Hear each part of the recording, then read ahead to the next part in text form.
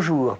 Il existe en plein cœur de Paris, dans une jolie galerie du 19e siècle, la galerie Véro-Doda, tout près du Palais Royal, une boutique où l'on vient du monde entier, du Japon comme d'Amérique, admirer des poupées anciennes collectionnées depuis bien des années par Robert Capia. Robert Capia, au début, était un pionnier en cette matière. Lui seul s'intéressait aux poupées à une époque où tout le monde y était absolument indifférent et où elles vieillissaient, oubliées dans les greniers. Robert Capia est devenu le spécialiste français numéro 1 des poupées anciennes et il a pour la première fois accepté de laisser photographier sa collection personnelle, ses 250 merveilles de poupées pour un album que vient de publier Artaud. Et ce qui est intéressant, c'est de savoir que les poupées aujourd'hui recherchées par tout le monde sont avant tout une spécialité, une invention absolument française. Plus que français, monsieur. Typiquement parisien, la poupée de tout temps a été fabriquée à Paris, et à Paris particulièrement dans le quartier des Halles, le quartier du Palais Royal. Paris a toujours été le centre, l'univers de la poupée. Et tous les pays du monde, les Allemands, les Français, les Anglais, les Américains, les Japonais maintenant, ont les yeux tournés vers la production parisienne. Production parisienne qui était au XIXe siècle non seulement une poupée, mais également un support, et un support à la mode parisienne, n'est-ce pas?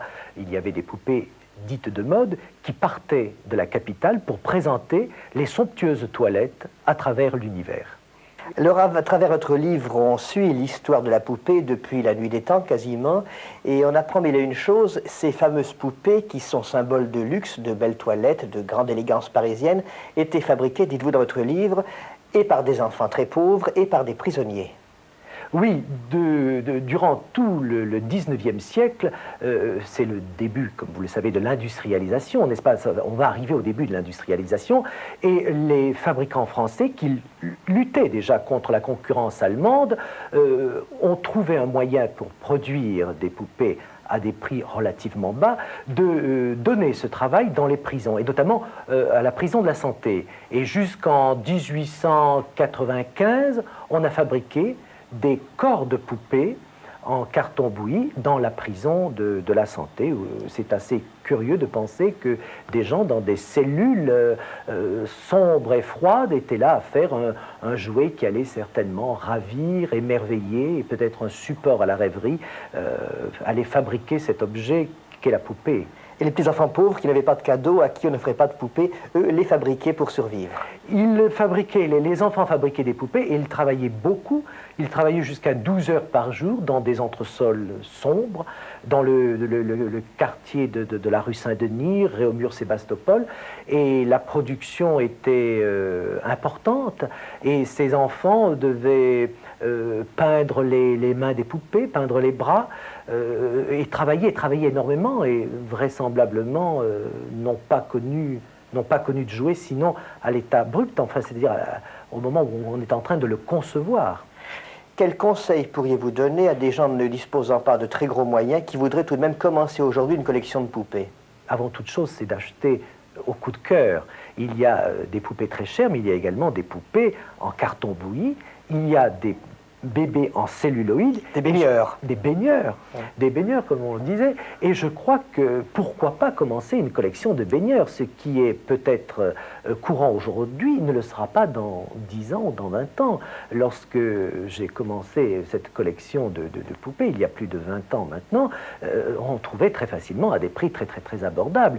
Le prix le plus élevé que j'ai pu payer une poupée en 1960, c'était 70 francs. Cette poupée qui maintenant vaut plus de 70 000 francs, n'est-ce pas?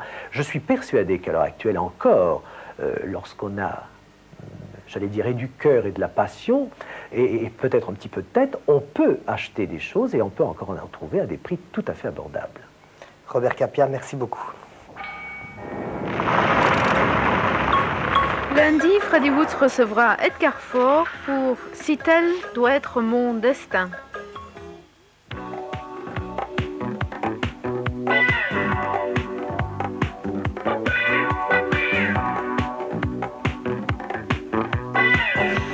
Demain, nous nous retrouverons dès 11h45 dans l'émission Sur le pouce qui vous est proposée par Philippe Soreille avec Nadine Blanchard, Voyage au bout de l'enfance, un très beau sujet que nous pourrons découvrir demain, un sujet tout en finesse et en délicatesse. Ensuite, eh bien, nous verrons les très belles images d'un livre consacré à la Gaume et à l'Ardenne.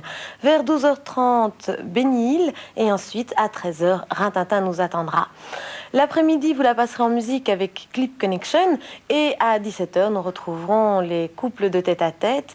À 18h, Shérif, fais-moi peur. L'épisode de demain s'intitule Daisy Shérif.